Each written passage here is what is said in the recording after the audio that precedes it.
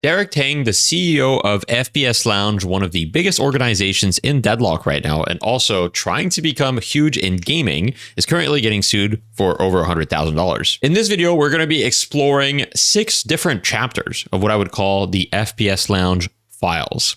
Now, this is an investigation that I've been doing over the past week or two, and I've talked to a lot of different people. So you're going to see evidence, or at least, the small evidence that I have. There's going to be a lot of unproven stuff. So, please make your own mind on it. Now, before we get into it, some disclaimers. I am not a legal authority. I am biased. I am a co-founder of CoachLock and Deslam Academy. I do my best to present the info without too much opinion and do not harass anyone mentioned in this video. The purpose of this video is simply to present the facts to you, or the information, right? Not all of it is facts. A lot of it is rumors, stuff that can't be proven. So use this to make your opinion, right? Make your own conclusions. I'm not here to tell you what to think, and I'm not here to defame anyone or do anything like that. On June 29th, there was a bunch of tweets essentially claiming FPSLounge has not paid them. So we're going to read some of them. Chris Snipes said, "Unfortunately, I'm going to make this public since I've been ghosted for 5 days now after being told I would be paid.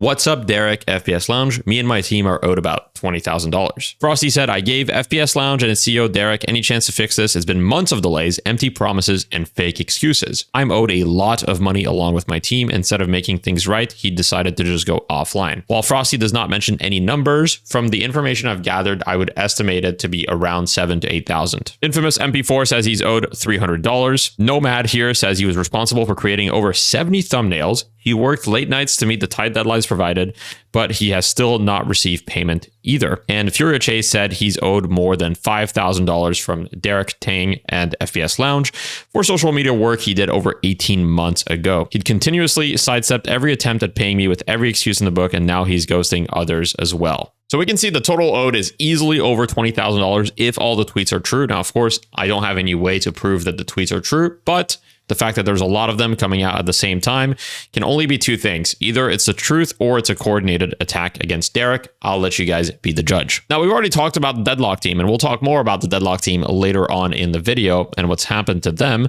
But on March 23rd, they signed the Deadlock team, and this was the original roster. So Pure Content as the coach, Snakes, Hydration, Lefa, Lomain, Erebus, and Rokane as the players. So let's talk a little bit about Derek. Mr. Derek Taing, the CEO of FPSLounge, because really a lot of the claims are more about him than about FPSLounge as a whole. But at the same time, the CEO of your company kind of represents the company. So on his Twitter, founder and CEO of FPSLounge, gaming education, esports teams, FPSLounge Deadlock. He says previously NSA, previously US Navy. We'll talk a little bit more about those claims later, and you've got his info. Now we're going to read a little bit about his about page. Now this is from his LinkedIn, right? So all of this is public information. So he says, "Hi, I'm Derek Taing, founder and CEO of FPSLounge, former pro gamer," which we'll talk about in a little bit, "and ex-NSA cryptologic tech turned builder." He says he previously built a $300,000 a year streaming career, then used the same discipline and systems mindset to build software for creators. FPSLounge helps gamers monetize faster through coaching, courses with top creators, and creator tools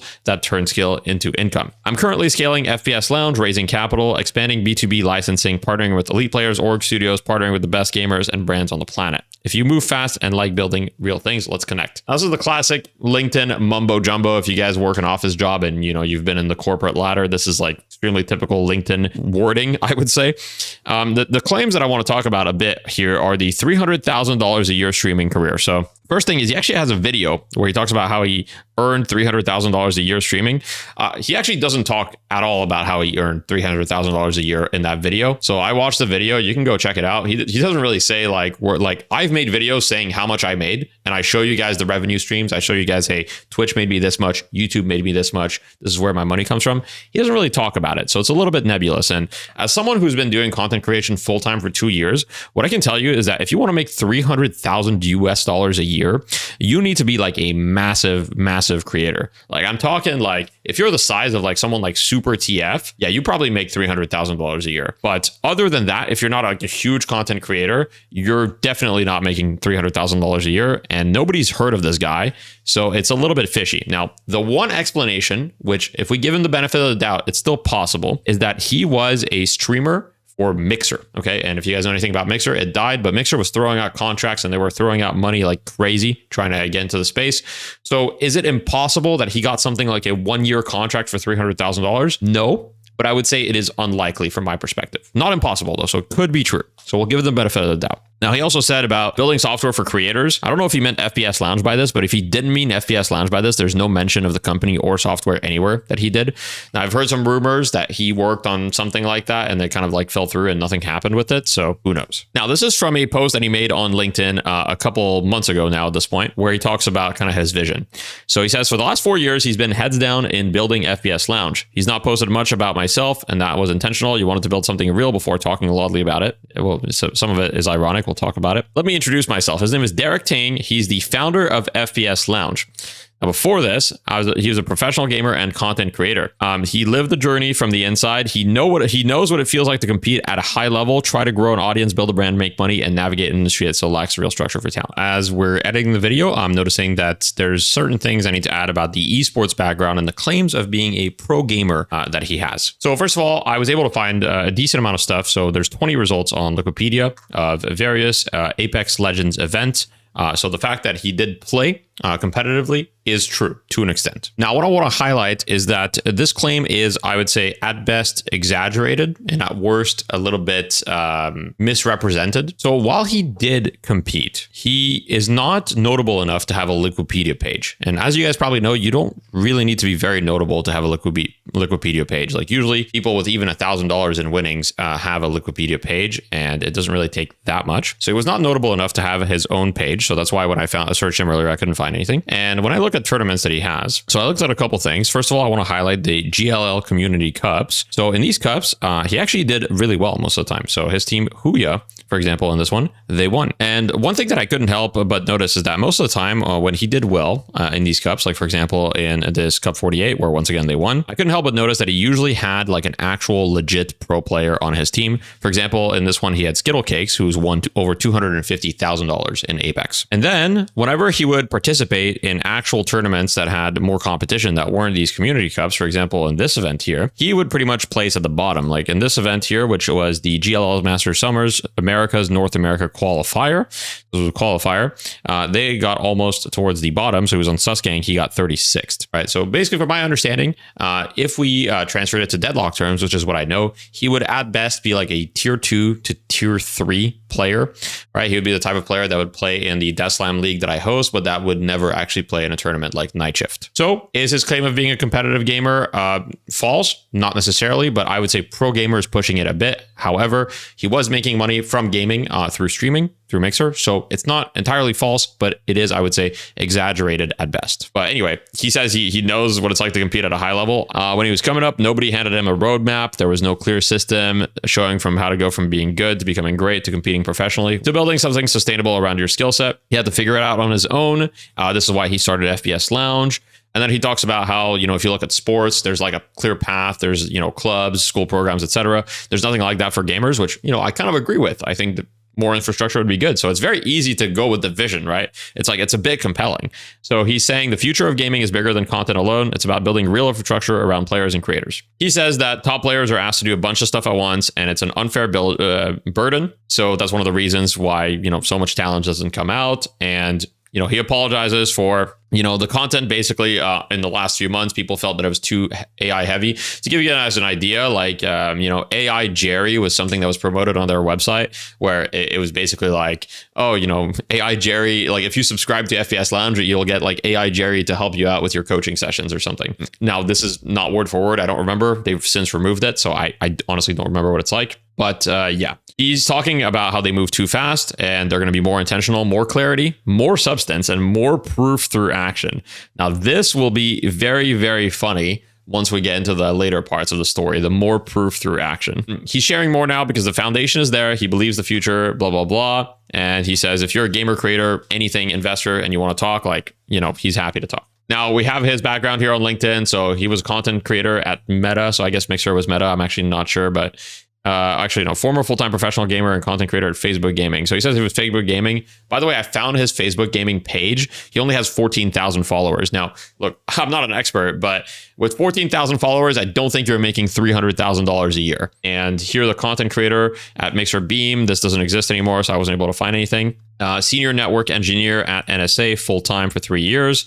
This I honestly don't know about. So, this could be true. I have no idea. And then SWCC candidate, network engineer. So we'll talk about a story later. Now, what I heard about this is that he essentially did the Navy training to try to become a Navy SEAL. He was, he was not accepted, and then he kind of transitioned, and, he thinks that is basically like a very valuable experience that he has, and he has it on all his profiles. So, he's definitely like doing a lot of stuff to try to seem very legit to people. Now, is he legit? That's what we'll talk about. Chapter 3, the $100,000+ lawsuit, which is in the thumbnail of the video, right? So if you're watching the video and you saw the thumbnail, you're like, where's the lawsuit? Well, here's the lawsuit. So a lawsuit was filed on May 18th, 2026. And essentially in the lawsuit, they not only are suing for damages in excess of $50,000, but we'll talk about it later, but they're also suing for, I believe, the $130,000 investment, as well as the reasonable value of the plaintiff's marketing services, which in the lawsuit are valued at $100,000 to $120,000. So that's where I got the 100,000 plus. If anything, $100,000 is like conservative, right? Like I would say that if you add everything up in the lawsuit that's being claimed, it could be well over $200,000. So he's being sued for a lot of money, right? And this is a recent lawsuit. So this is definitely relevant to everything that's come out recently. Now, what does the lawsuit actually talk about? So I got the actual lawsuit document because it's public information. If you have, there's plenty of websites that allow you to find lawsuits. So I use one of those. I got the document. Any of you can do the same. I'm not going to post the full document because, frankly, I don't think that it's respects the terms of service of the platform that I used. And also, you guys can kind of like find it on your own if you want to. But in the lawsuit, there's a few things. So the context of the lawsuit is that the plaintiff, the person that's suing, is suing because FPSLounge and the plaintiff entered into an agreement to basically invest. So the person that's suing him, he invested over like $130,000. I think it was $130,000 and a $15,000 loan, something like that, in what's called a safe agreement. Now, a safe is a simple agreement for future equity. It's something that's used to raise capital pretty often. So basically, the lawsuit says that FPSLounge materially breached the safe agreements by, amongst other things, breaching its express representation and warranties. So, when you do a safe agreement, there's a lot of things that you have to do as a company, right? Like you have to, act in the best interest of the company, the investors, handle the money appropriately, et cetera. There's a lot of conditions, right, to raising capital. It's not like you can just raise capital and then just leave with the capital. Now, some of the more specific things is FPSLounge represented that it was duly organized, validly existing, and in good standing, and that it was not in violation of its certificate of incorporation bylaws or any applicable law or regulation. It also further represented that the safe agreement would not violate any material judgment, statute, rule, regulation, or contractual obligation, nor result in the imposition of liens or acceleration of any material debt. Now, unfortunately, contrary to this, basically what happened is he's being accused of diverting investor funds for improper and unauthorized purposes. He's also being accused of engaging in self-dealing and undisclosed related party transactions. Now, self-dealing, for those of you that don't know, is when a person with fiduciary duty to the company takes action to gain personal benefit instead of the benefit of the company. So basically, if I were to use Deslam Events funds to, buy a car, for example, that would be self-dealing, at least as far as I understand it. Commingling corporate funds with personal funds, which is, fairly similar, and using corporate funds to pay personal expenses. Now, a lot of these are pretty similar in my mind, but I'm sure that there's a legal definition as to why they're different. But essentially, the guy is not using the money for what it's supposed to be used for. That's what he's being accused for, right? We don't know for sure because the case is currently active. So it's not confirmed that this guy is doing this, but he is being sued for this, right? And based on what I saw in the lawsuit, it doesn't look good. Additionally, Taing personally demanded that plaintiff provide an additional loan in the amount of $1,500 used for Taing's personal use. So person that invested, Taing also asked him for just a $1,500 loan, to spot him some money. And he said that if he didn't spot him the money, he was actually going to take it out of the company, right? Of the company account, which is, you can't do that. So that's kind of the lawsuit. And honestly, the lawsuit is kind of the best evidence that we have as to why this guy would potentially allegedly be a fraudster, right? Because a lot of people don't really want to talk because they're under NDAs. And also a lot of people are working on future lawsuits. So they don't want to give me much as far as evidence goes, because all of that evidence is being used in the court of the law. But here we're in the court of YouTube, where, you guys will be in the court of public opinion, and you guys will be able to make your own conclusions based on what I present to you. Let's move on to chapter 4, the unprovable claims. Now, first disclaimer that I'd like to make is, for the rest of the video, unfortunately, there's not really much good proof. So you'll have to kind of, choose to believe or not choose to believe the people that I've interviewed. Some of these people have accepted to showcase their username. Others have not, right? So some people are anonymous. Some people are not anonymous. Some people, are fearing legal action from this guy. There's a lot of reasons why people might want to be anonymous or not. But anyway, a lot of these claims, they cannot be proven, right? Like there's no, there might be evidence, but I was not given the evidence. So these are just things that I've heard kind of from the grapevine, but these are still very grounded, meaning like they're real stories that were lived by real people that told me about them. Now, as far as whether they are fabrications or not, I cannot tell you whether they are fabrications. That will be up to you to judge. I'm just here presenting the stories that I was given. All right. So before we get into the first exhibit here, I just wanted to do a small correction, which is that the information that I obtained here was obtained from Frosty's brother, which is also one of his team members, which is Nomad. He also tweeted about this. So the reason that Nomad was able to talk to me freely is Nomad has not signed a contract or an NDA, I believe. So he hasn't signed anything. And so he was able to tell me all of this information freely. So this does not actually come directly from Frosty. And, there's a lawsuit that's coming, I believe. So, they didn't want to give me any proof or anything like that. But I was able to talk to his brother, Nomad, and he gave me all of the information kind of secondhand from what he saw. And he was part of the team. So all of this information should be fairly trustworthy, but take it with a grain of salt. First thing from the stories is that the pattern that people were telling me about is that Derek would essentially sweet talk, convince them at first. He's a very, very good talker, right? Very good at making people excited to work for him, excited about the vision, excited about the company. And then initially he would treat them well. So most people had a good experience in the first months, and he would pay on time, and there wouldn't be any problems.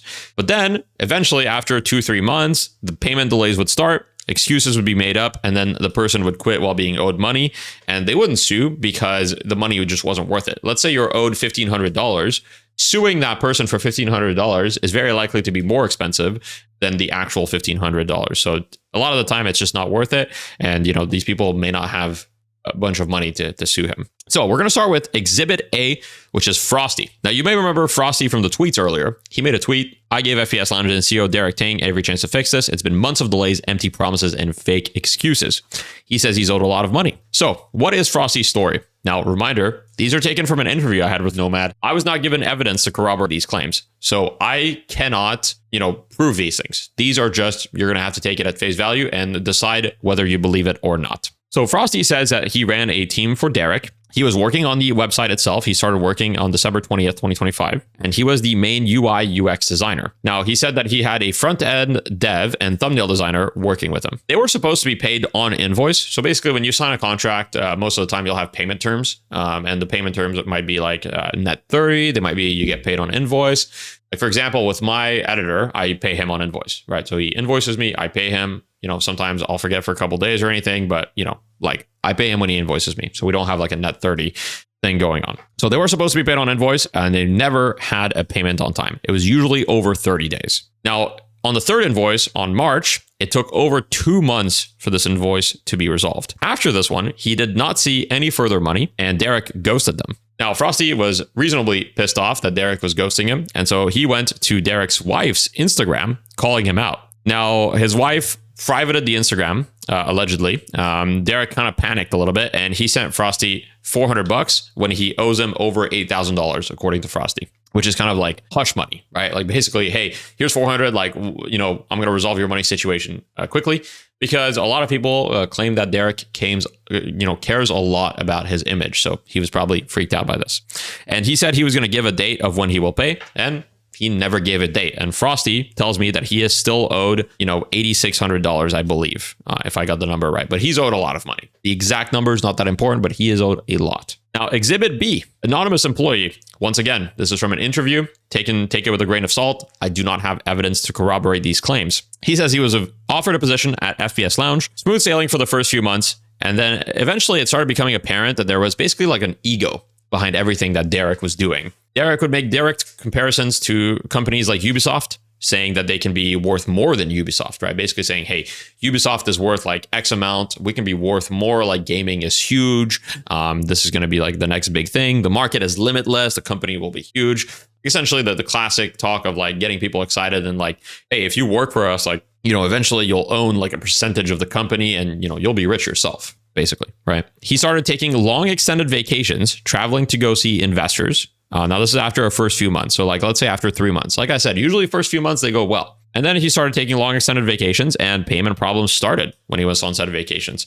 Because the vacations wasn't like, oh, he's gone for 1 week. From what I was told from this anonymous employee, he would just kind of disappear and nobody really knew what he was doing, just traveling to see investors. And he would be completely missing, not responding to anything for weeks at a time. Now, we'll see later, but this guy definitely likes to party. Now, payment problems came in, cash flow problems because an investor was not able to invest. That was the excuse that was given. Was this actually true or not? Who knows?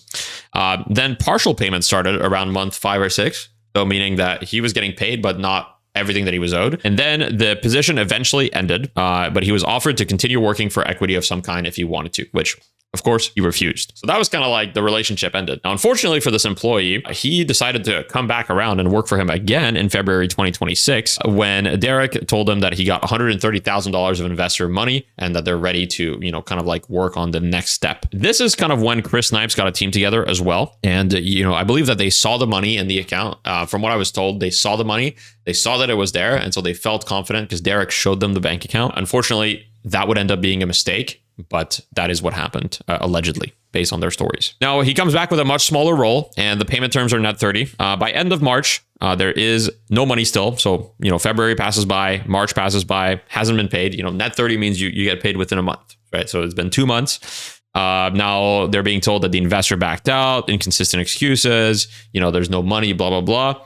Then a lawyer gets involved. And when a lawyer gets involved, that's when, some accounts start getting resolved.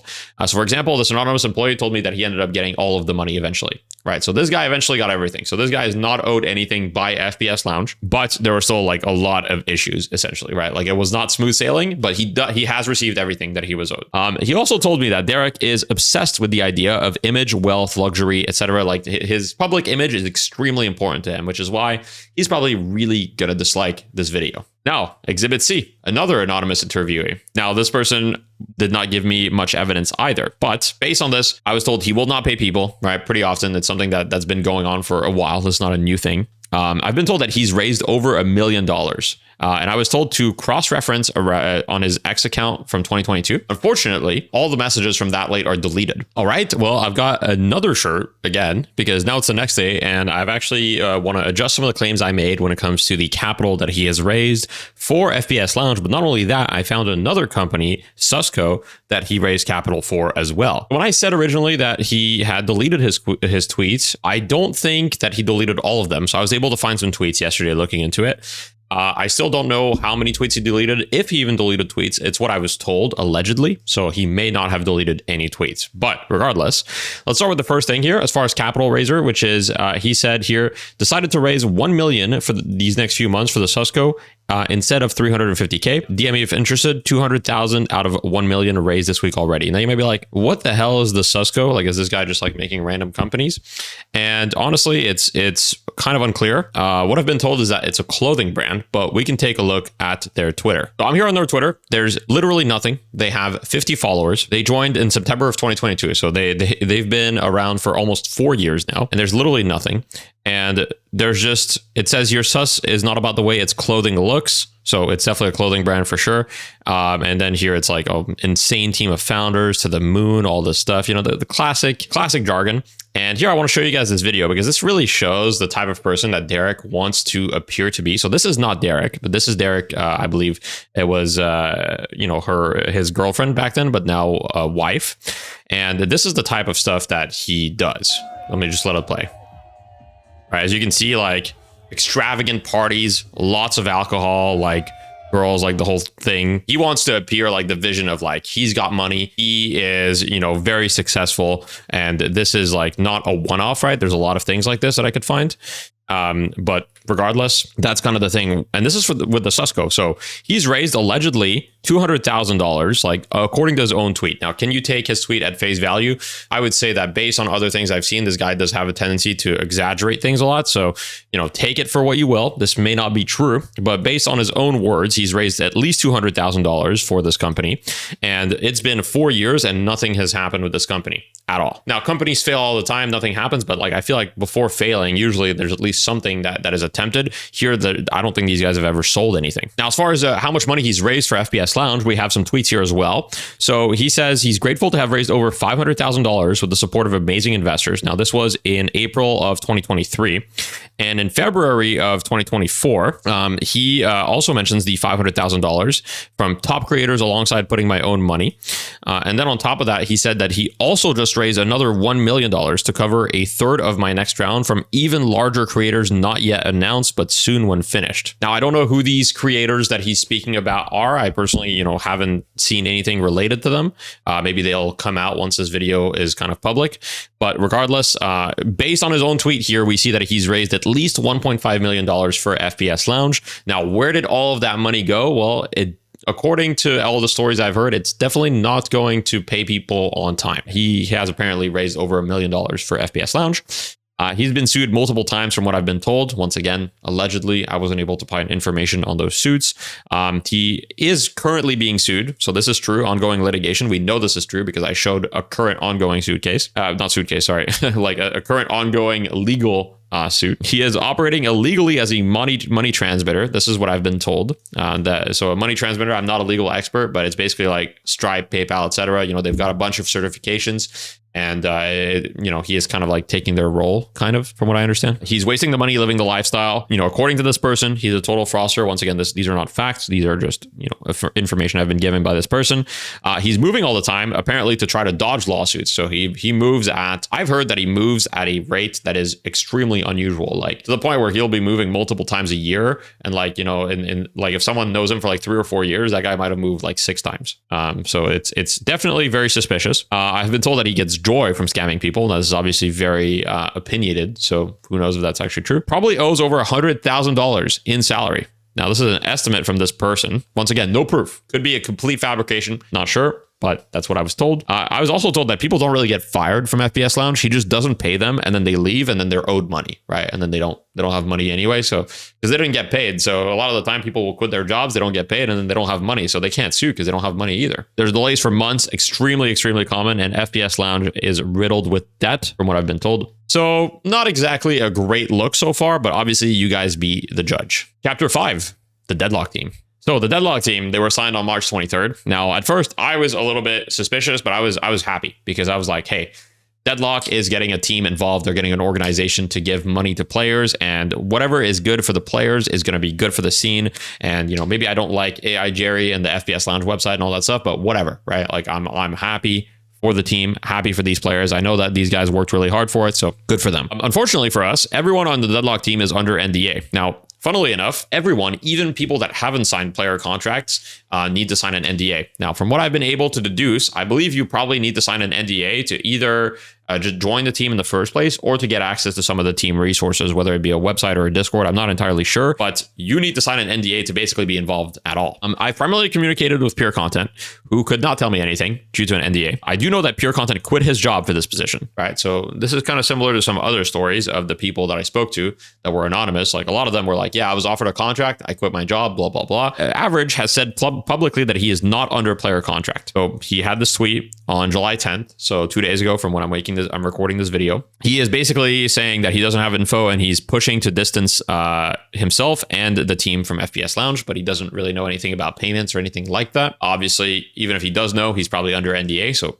probably can't even talk about it. What this tells me is that I think only the people on the original roster that got announced, so only these people probably ever saw money. I doubt any of the people that joined the roster afterwards saw even like a penny. But once again, this is just my assumption. I truly have no idea. And everybody has to sign an NDA, even if they don't have a player contract, which to me is insane. Signing an NDA when you're not even under contract, like you're basically signing an NDA to just play on a random Deadlock team where you're not even earning any money because you're not on player contract. To me, that's completely insane. So here's my theory. My theory is that they've gotten paid because Derek usually treats people well early based on what we've seen. So my theory is that they've probably gotten paid either everything they've been owed or most of what they've been owed. It's been a few months since they got signed though, which is usually when issues start occurring, right? Like usually that's when the money starts drying up, right? So we know that in February of this year, which is 5 months ago, we know that he had allegedly $130,000 of investor money. Now, by now, that money has probably mostly dried out, considering, all the expenses that he basically piles up. Even if he doesn't pay a lot of people, he's still paying people for random stuff. My theory is that the team is currently staying under FPSLounge because they're probably owed money and they don't want to leave before he pays them. Because if they say, hey, we're done with FPSLounge as an organization, then what motivation does Derek have to pay them, right? Probably very little. Right now, the main motivation that Derek has is that the Deadlock team is honestly one of the biggest marketing pushes for FPSLounge. That's how the entire Deadlock community got to know about FPSLounge. And so I think that he cares a lot about kind of their perspective. Hello, different shirt Deathy once again, because I've got a couple corrections. So I did speak to a few Deadlock coaches on the FPSLounge side who have done either classes or coaching sessions for them. And now most of them are not really at the threshold required to be able to take out money. So you need to be at least have $50 in earnings with them to be able to take it out, which that's reasonable. No worries there. Now, Naked kind of parted ways with them after one class because he felt a bit uncomfortable about how it felt like a very salesy push and how the focus was much more on the business side than the community side. And Traxxas did 2 classes with them, and she's currently owed $60.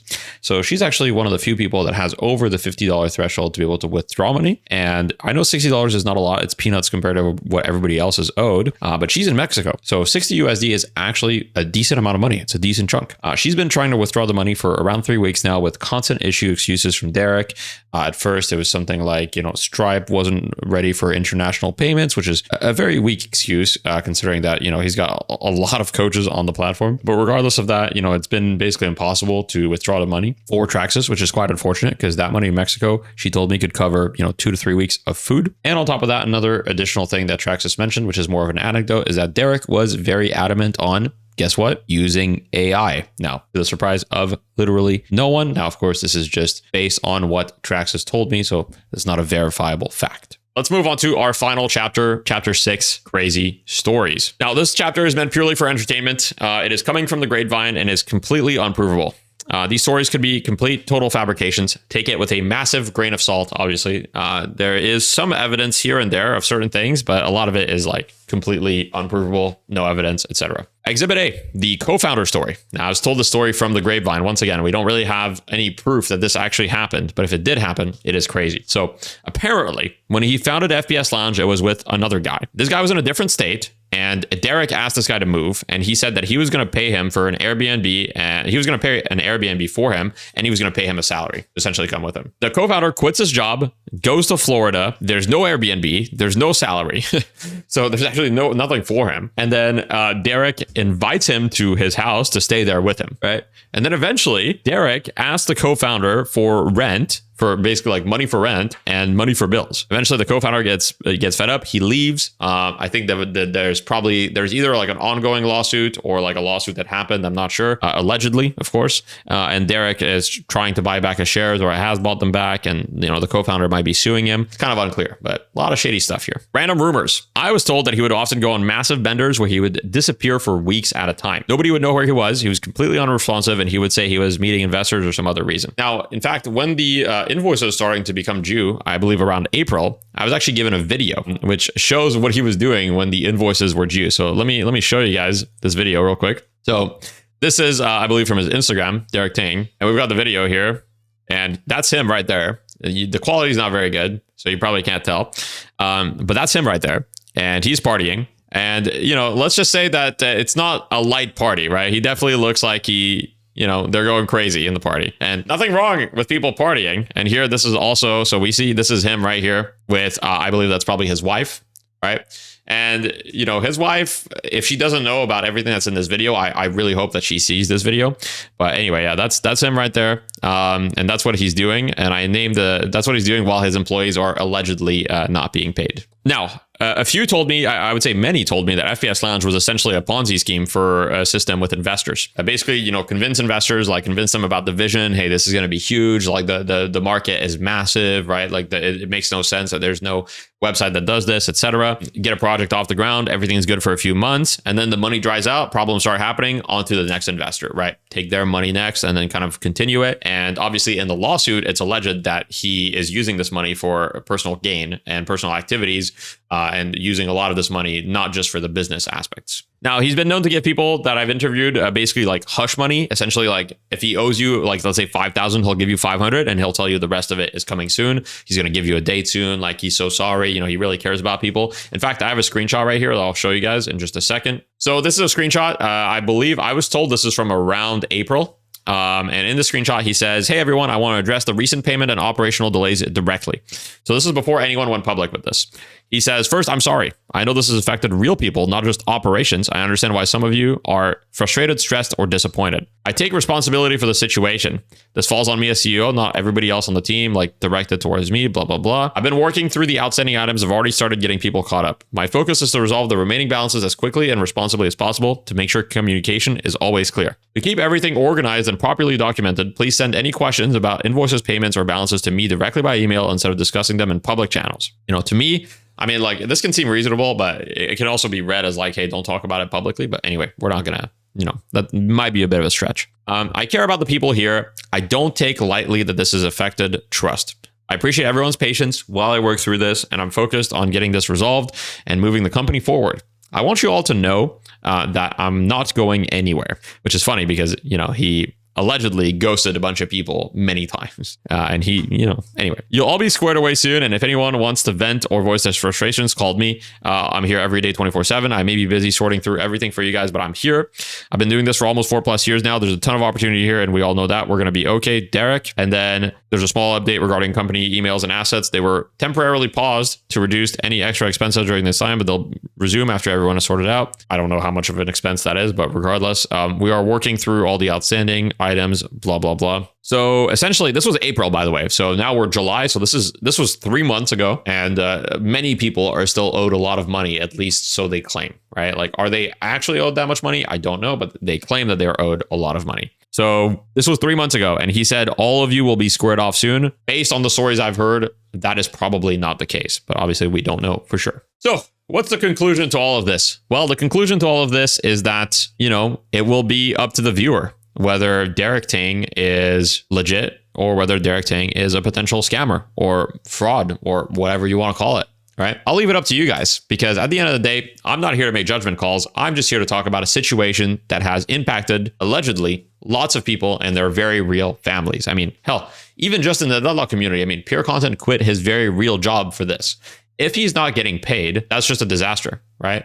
And I don't think that we should be blaming the people that signed with this guy. At the end of the day, this guy seems to be extremely, extremely good at convincing people and extremely good at talking to people. And that's probably also how he gets investors to spend, ludicrous amounts of money and invest a lot of money into the company. But regardless, that's basically all of the information that I have at the moment. I hope you guys learned a thing or two. And obviously, leave your thoughts on the whole situation in the comments. The last thing I want to say is that the goal of this video for me is just to shine light on the situation. It is not for monetary gain.